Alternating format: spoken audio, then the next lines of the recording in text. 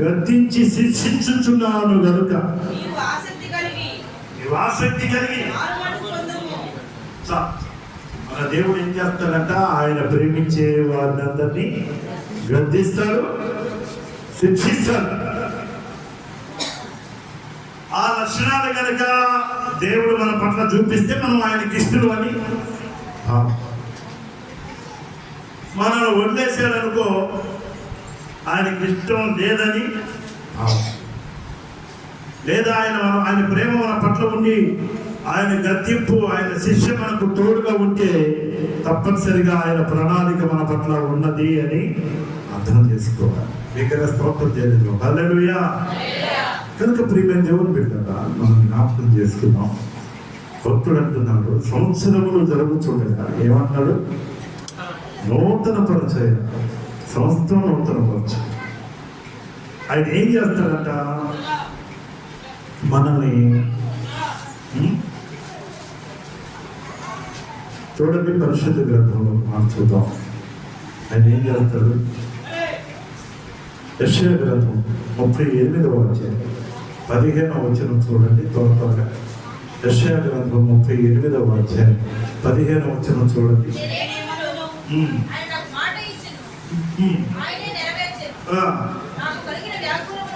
నాకు కలిగిన వ్యాకులమును బట్టి నా సంవత్సరములని నేను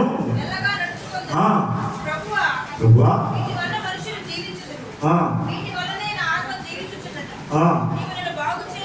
నీవు నన్ను బాగు చేయదు, వికృతమైన ఆయాసము నాకు నెమ్మది కలుగుటకు కారణమాయను. ఒకవేళ దేవుడు మనకు గులాపవాక్యాలు ఎప్పుడు చదువుకుంటాం, హృదయపూర్వకంగా మనుషులకి బాధ కానీ కష్టం కానీ దేని ఆయన అనుమతించు. ఒకవేళ బాధ పెట్టినను తన కృపా సమృద్ధిని బట్టి ఆయన ఏం చేస్తారంట? దారి చూపిస్తాడు. అలాంటి దేవుడు ఇక్కడ భక్తులు అంటున్నాడు, నాకు వికృతమైన ఆయాసం నన్ను ఏం చేసిందంటున్నాడు? బహు నెమ్మది. స్తోత్రం కలుగునగాక. హల్లెలూయా. బహు నెమ్మది. ప్రేమ దేవుని బిడ్డలారా, ఒకవేళ పాత సంవత్సరంలో మనం ఎన్నో బాధలు, కష్టాలు, ఇబ్బందులు, నష్టాలు, శోధనలు, వేదనలు, కన్నీరు, దుఃఖం, ఆందోళన, ఆవేదన ఎన్నో మనం అనుభవించి ఉండొచ్చు. అయినప్పటికీ నూతన సంవత్సరంలో దేవుడు ఇస్తున్నటువంటి ఘనమైన వాగ్దానం ఏంటంటే, ప్రేమ దేవుని బిడ్డలారా, ఒకసారి మనం ఒక మాట చూసుకుందాం. 92వ కీర్తన 13వ వచనం. 92వ కీర్తన. యెహోవా మందిరములో నాటబడిన వారు మన దేవుని ఆవరణములో వర్ధిల్లుదురు. నాకు ఆశ్రయదుర్గమైన యెహోవా యథార్థవంతుడని, ఆయన యందు ఏ చెడుతనము లేదని ప్రసిద్ధి చేయుటకై వారు ముసలితనమందు ఇంకా చిగురు పెట్టుచుందురు. హల్లెలూయా. సారము కలిగి పచ్చగా ఉంటారు. దేవుడిచ్చే కృప సంవత్సరాలు జరుగుతూ ఉండగా ఏమండి, ఇప్పుడు ఇక్కడ ముసలోళ్ళు ఉన్నారు, చిన్నపిల్లలు ఉన్నారు, మధ్య వయసులో ఉన్నారు, యవనస్తులు ఉన్నారు. అందరికీ నూతన సంవత్సరమే, అవునా కదా? దేవుడు అందరినీ నూతన సంవత్సరంలో ప్రవేశించారు. కానీ ఆయన కృప విషయంలో ఎవరి కృప వారిది, ఏ రేంజికి తగిన కృపను ఆయన వారికి విస్తరింపజేసి వారి జీవితంలో గొప్ప కార్యాలు, మహత్కార్యాలు, ఘనమైన కార్యాలు, ఆశ్చర్య కార్యాలు జరిగించగలిగినటువంటి సమర్థం. హల్లెలూయా. అంటే ఏ రేంజ్ వాళ్ళకి ఆ రేంజ్ కృప. దాన్ని ఆస్వాదించాలి, మనం ఆహ్వానించాలి, స్వతంత్రించుకోవాలి. దేవుడిచ్చే భాగ్యం. కనుక ఇక్కడ ముసలి వారి విషయంలో చక్కగా ఏమంటున్నాడమ్మా? వారు ఎట్లా ఉంటారంట? ముసలితనమందు ఇంకా చిగురు పెట్టుచుండురు, సారము కలిగి పచ్చగా ఉంటారు. హల్లెలూయా. ఇంకా ఆయన బిడ్డల విషయంలో ఏమని వాగ్దానం ఇవ్వబడిందంటే, యెహోవా మందిరములో నాటబడిన వారై వారు తమ దేవుని ఆవరణములో వర్ధిల్లుదురు. హల్లెలూయా. కనుక ప్రియమైన దేవుని బిడ్డలను మనం జ్ఞాపకం చేస్తున్నాం. దేవుడు ఇచ్చే కృప ఎంతో గొప్పది. మానవ మాత్రమైన మనకు అనుదీన విలాప వార్తలో 3వ అధ్యాయం ఎప్పుడు చదువుకుంటాం. ప్రభువు కృప గలవా. మన దేవునికి ఉన్నటువంటి ఒక గొప్ప పేరు ఏంటంటే, నీ కృప నాకు చాలును, నీ కృపనే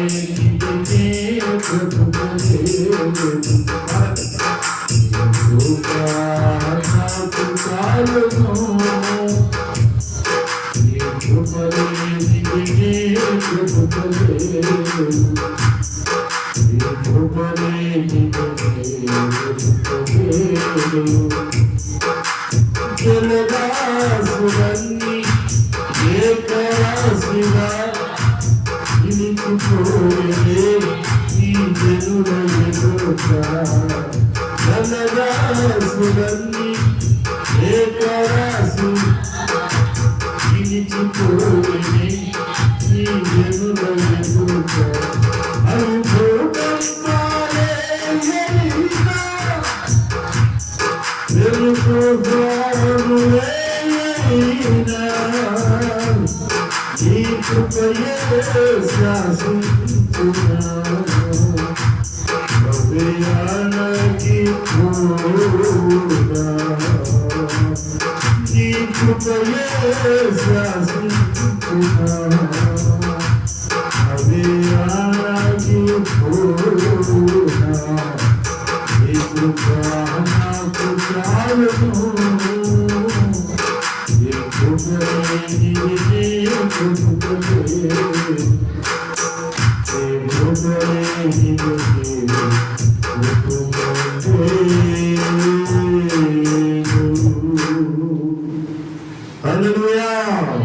తన కృపను ప్రత్యేకంగా ఎవరి పట్ల విస్తరింపజేస్తాడు అంటే, ప్రేమించుకుంటున్నారా, 2 దినవృత్తాంతాల గ్రంథం, దినవృత్తాంతాల 2వ గ్రంథం 16వ అధ్యాయం 9వ వచనం చదవండి. దినవృత్తాంతాల 2వ గ్రంథం 16:9. తన ఎడల యథార్థ హృదయము గలవారిని బలపరచుటకై యెహోవా కనుదృష్టి లోకమంతట సంచారము. అది ఎవరు బలపరచడానికంట? తన ఎడల యథార్థ హృదయము గలవారిని బలపరచుటకై యెహోవా కనుదృష్టి ఎంత లెక్క పనిచేస్తుంది? లోకమంతటిలో ఆయన కనుదృష్టి ప్రతి క్షణం అది చేస్తూ ఉంటుంది. ఆయన కన్ను లోకమంతా చూస్తుంది. ఏమి దేవుడు మనం జ్ఞాపకం చేస్తాం. ఆయన ఇక్కడున్న మనల్ని చూస్తున్నాం, అమెరికా దేశంలో ఉన్న వాళ్ళని చూస్తున్నాం. ఈ క్షణంలో వేరే వేరే ఇతర దేశాల్లో ఉన్న ఏ పరిస్థితుల్లో ఎవరెక్కడ ఉన్నారో అందరినీ చూస్తున్నాం. యెహోవా కన్నులు అంతటను వ్యాపించి ప్రేమ దేవుని పెట్టండి. ప్రత్యేకంగా ఎవరి మీద ఉందంటే, ఆయన ఎడల యథార్థ హృదయము కలిగిన వారిని బలపరచాలని ఆయన ఆశతో ఎదురు చూస్తున్నారు. అయితే అక్కడ ఒక రాజు ఉన్నాడు, ఆశ అనే రాజు. అతని విషయం ఏమవుతాడంటే, నీవు ఈ విషయం అందు మతి తప్పి ప్రవర్తించితివి కనుక ఇక మీదట నీకేం కలుగుతాయి? యుద్ధాలే. నేను నిన్ను బలపరచాలనుకున్నాను, నువ్వు నా ఎడల ఏం చేసావు? నా ఎదుట ఎక్స్ట్రా చేసావు. నా మీద ఆధారపడలేదు, నన్ను హత్తుకోలేదు. పాదాల్లో జబ్బు పుట్టిందండి. ఆశ దేవుడే పెట్టారు. పాదాల్లో జబ్బు పెడితే అప్పటి వరకు దేవునికి ఇష్టడుగానే జీవించాడు ఆసా రాజు. కానీ కొంచెం ధనాశ పుట్టింది, కొంచెం స్టేజ్ పెరిగింది, అహం పెరిగింది, గర్వం పెరిగింది. ఆఖరికి దేవుని మీద తనకు కలిగిన బలహీనత విషయంలో దేవుని మీద ఆధారపడి దేవునికి మొరపెట్టాలన్న ఆలోచన కూడా లేని వాడైపోయాడు. యెహోవా యొక్క విచారణ చేయలేదు. తనకు కలిగిన పాదాల్లో పుట్టిన జబ్బు విషయంలో వైద్యుల్ని పిలిపించాడు. రకరకాల వైద్యాలు చేశాడు. కానీ ఆఖరికి చచ్చాడు ఆశ. కనుక వారి విషయంలో చెప్పబడినటువంటి మాట ఏంటంటే, ఏమన్నాడంటే, తన ఎడల యథార్థ హృదయం కలిగిన వారిని బలపరచుటకై యెహోవా కన్ను దృష్టి లోకం అన్నట్టు సంచారం చేస్తూ ఉంటుంది అని అంటున్నాం. ప్రేమ దేవుని బిడ్డలారా, మన మాటలు ముగించుకోబోతున్నాం. దేవుని కృపా కనికరం ఎలా ఉంటుందంటే 103వ కీర్తన 13వ వచనం చదవండి. 103:13 త్వరగా. తండ్రి తన కుమారుల ఎడల జాలిపడినట్లు యెహోవా తన యందు భయభక్తులు గల వారి ఎడల జాలిపడును. అంతే. తండ్రి తన కుమారుల ఎడల జాలిపడును. యెహోవా తన యందు భయభక్తులు గల వారి ఎడల ఏమవుతాడండి?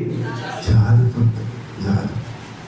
ఇంకో మాటలో విషయాలు చెప్పండి. ఒకవేళ నీ తల్లి అయినా మరుతుందేమో కానీ, నీ తండ్రి అయినా మరుస్తాడేమో కానీ, దేవుడు నిన్ను ఇదిగో చూడు, నా అరచేతిలో నేను నిన్ను చెక్కుకున్నాను, ఈ ప్రాకారాలు నా ఎదుర్కొన్నాయి. ప్రేమి దేవుడు, అంతటి ఘనమైన దేవుడు మనం ఆరాధిస్తున్నటువంటి ప్రభు. ఆఖరి మాట ప్రేమి దేవుడు కదా మనం జ్ఞాపకం చేస్తున్నాం. దేవుని మనం నూతన సంవత్సరంలో ఆయన హత్తుకొని వెంబడిస్తూ ఉంటే దేవుడు ఏం చేస్తాడంట? యోవేలు గ్రంథం 2వ అధ్యాయం 24వ వచనం చదువుదాం. యోవేలు గ్రంథం 2వ అధ్యాయం 24వ వచనం చదవండి. యోవేలు గ్రంథం, నీ కొట్లు ధాన్యముతో నిండును, క్రొత్త ద్రాక్షారసమును క్రొత్త తైలమును గానుగులకు పైగా పొర్లి పారును. నీవు కడుపారా తిని తృప్తి పొంది ఈ కొరకు వింత కార్యములు జరిగించినటువంటి నీ దేవుడైన యెహోవా నామమును స్తుతించున్నట్లు నేను పంపిన మిడతల్ని, గొంగళి పురుగుల్ని, పసర పురుగుల్ని, చీడ పురుగుల్ని అను నా మహాసైన్యం. దేవుని పెద్ద మహాసైన్యం ఉంది తెలుసండి. ఏదా సైన్యం? గొంగళి పురుగులు, మిడతలు, చీడ పురుగులు, పాసర పురుగులు. అది దేవుని మహాసైన్యం. ఎప్పుడైతే మనుషులు కొంచెం విరవీగుతాడో, గర్విస్తాడో, ఆయనకు లోపడ్డో, భయపడ్డో, ఆయనకు విధేయత చూపించడో, ఆయన ఆరాధించడో, ఆయన మహింపరచడో, లే వారి పని చూడంలా అని సైన్యానికి ఆజ్ఞాపిస్తాడు. ఇక మనం పొలంలో పోయిన పెద్ద అనుభవం కలిగిన రైతుని ఆ మందు కొడితే పోతా, అది ఈ మందు కొడితే పోతా, నువ్వేం కొట్టావు, నువ్వు ఇంత అడుక్కొని నువ్వు ఎంత కొట్టినా కూడా అవి వస్తానే ఉంటాయి. భర్త మరి దెబ్బదేమని తినిందండి, అది పడిందండి, ఇది పడిందండి, నది పడిందండి, బల్లి పడిందండి, అది పడిందండి, ఇది పడిందండి అని అంటానే. అవును కదా? ఎక్కడి నుంచి వచ్చి పడింది అది? నువ్వు ఆయనకు లోబడకనే నీ పంట పొలం మీద ఆయన చల్లని కన్నుదృష్టి ఉంచాలి అంటే నీవు ఆయనకు విధేయత చూపించాలి. స్తోత్రం కలుగును గాక. హల్లెలూయా, హల్లెలూయా. మీరు నమ్ముతారో నమ్మరో, నందిగో వెంకటేశ్వర మా ఫ్రెండ్ తెలుసు కదా, తబలా మంచి వాళ్ళ పంట పొలం, మిరప పంట పొలం 3-4 సంవత్సరాలు అసలు చుట్టుపక్కల పొలాలు కూడా కాపు లేదండి. వాళ్ళైతే విరగ్గాసిందంట 3-4 సంవత్సరాలు. ఎందుకంటే దేవుని దాసునిగా, దేవుని సేవకునిగా చెప్పిన మాటలు వారు విన్నారు, అంగీకరించారు. ఎట్లా నేను ప్రార్థించి వారికి చెప్పిన ఒక విధానాన్ని పాటిస్తే 3-4 సంవత్సరాలు విశాలమైన పంటను వాళ్ళు చూశారు. వాళ్ళ అప్పులన్నీ బాధలన్నీ తీరిపోయినాయి. ఒక మంచి గృహాన్ని కూడా కట్టుకోగలిగారు. దేవుని స్తోత్రం కలుగును గాక. హల్లెలూయా. 5వ సంవత్సరం వచ్చేసరికి కొంచెం ఏదైనా మనుషులకి కొంచెం తిరుగుతూ ఉండేసరికి ఏం పెరుగుతుంది, దీంతో పాటు ఏం పెరుగుతుంది, ఇక దేవుణ్ణి అలక్ష్యం చేశారు. అలక్ష్యం చేసేసరికి ఏమైందండి, ఇక 5వ సంవత్సరం నుండి మళ్ళా యథాప్రకారం నష్టాలు మొదలై, అప్పటి వరకేమో లాభాలు, ఇప్పటి నుంచేమో నష్టాలు. ఎందుకు? ప్రారంభంలో ఉన్నట్లేదు దేవుని విషయంలో. కనుక దేవుడు అన్యాయస్తుడు కాబట్టి మానవుడే అన్యాయస్తుడు. దేవునికి ఒక చక్కని పేరు నమ్మదగిన వాడు. హల్లెలూయా. నమ్మదగిన దేవుడు మనది. కనుక ఈ నూతన సంవత్సరం ఈ శుభ సందర్భంగా మనం జ్ఞాపకం చేసుకోవాలి. మన కొట్లు ధాన్యంతో నింపబడాలి అంటే, క్రొత్త ద్రాక్షారసం, క్రొత్త తైలం మరి పొండి పారాలి అంటే, ఆ అనుభవంలో మన కుటుంబాలు సంఘం వర్ధిల్లాలి అంటే తప్పనిసరిగా మనం ఏం చేయాలండి? దేవునికి భయపడాలి, దేవుని మీద ఆధారం. నూతన సంవత్సరాన్ని అనుగ్రహించినటువంటి దేవాతి దేవునికి లోబడాలి, విధేయత చూపించాలి, ఆయన హత్తుకోవాలి, ఆయన అంగీకరించాలి, ఆయన ఆరాధించాలి, ఆయన భయాన్ని దొంగిలించకూడదు, ఆయన మహింపరచాలి, ఆయనకు లోబడి జీవించాలి, ఆయన్ని ఘనపరచాలి ప్రేమించాలి. అప్పుడు ఇవన్నీ కూడా దేవుడు వరంగా ఫలంగా మనకు అనుగ్రహిస్తాడు. కనుక అందుకే దేవుని ఆఖరి మాట చదవండి. ద్వితీయోపదేశకాండ 11వ అధ్యాయం 12వ వచనం చదువుకొని ప్రార్థన చేస్తాం.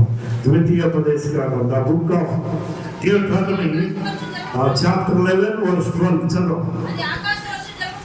అది ఆకాశ వర్ష జలము త్రాగును, అది నీ దేవుడైన యెహోవా లక్ష్యపెట్టు దేశము. నీ దేవుడైన యెహోవా కన్నులు ఎప్పటి నుంచి అంటే సంవత్సరాది మొదలుకొని సంవత్సరాంతం వరకు ఎల్లప్పుడు దాని మీద ఉండను. హల్లెలూయా. అంటే నీ ఇంటి మీద ఉంటుంది, నీ ఒంటి మీద ఉంటుంది, నీ పంట పొలాల మీద ఉంటుంది, నీ సమస్తం మీద ఉంటుంది, నీ సంఘం మీద ఉంటుంది. దేవుడికి చల్లని దృష్టి ఎప్పటి వరకు ఉంటుంది? కొంతకాలం కదండి. సంవత్సరాది అంటే సంవత్సర ప్రారంభం ఉంది, సంవత్సరం ముగించేంత వరకు కూడా. మరి ఎప్పుడు ఆయన లేని ఎప్పుడు చెప్పండి, ఆయన మనకు తోడుగా లేని ఎప్పుడు చెప్పండి. ప్రేమ దేవుని పెట్టారా జ్ఞాపకం చేసుకున్నాం. ఈ నూతన సంవత్సరంలో ఒకవేళ ఇంతకాలం మన తలంపులు, ఊహల, ఉద్దేశాలు, యోచన ద్వారా కట్టి చెప్పు, చెవిటికి, నోటి మాట, హృదయ ఆలోచన, ప్రవర్తన, మనమైన ప్రవర్తన ద్వారా ఒకవేళ దేవునికి విరోధంగా జీవించాలేమో, ఈ నూతన సంవత్సరంలో శ్రేష్టమైన తీర్మానం చేసుకోవాలి. దేవునికి ఇష్టంగా జీవించడానికి, దేవునికి మహిమకరంగా జీవించడానికి ఒక శ్రేష్టమైన ఘనమైన తీర్మానం చేసుకుంటే దేవుడు దీవిస్తాడు, ఫలింపజేస్తాడు, వర్ధన చేస్తాడు, ఆశీర్వదిస్తాడు, అన్ని విధాలా మీకు అండగా ఉండి నడిపిస్తాడు. మన జీవితంలో మరొక కృప వెంబడి కృపను అనుగ్రహిస్తూ సంవత్సరాలు వెంబడి సంవత్సరాలు మన జీవితంలో అనుగ్రహిస్తాడు. అతి భాగ్యం ఈ నూతన సంవత్సర శుభ సందర్భంగా మన దీన సంఘానికి, ప్రతి కుటుంబానికి, ప్రతి బిడ్డకును దేవుడు అనుగ్రహించును గాక. ఆమేన్. దేవుడి మాటలు మనందరి హృదయాలు తన పరిశుద్ధాత్మ నీరు కట్టి ఫలింపచేయును గాక. ఆమేన్. ప్రార్థన చేస్తున్నాం.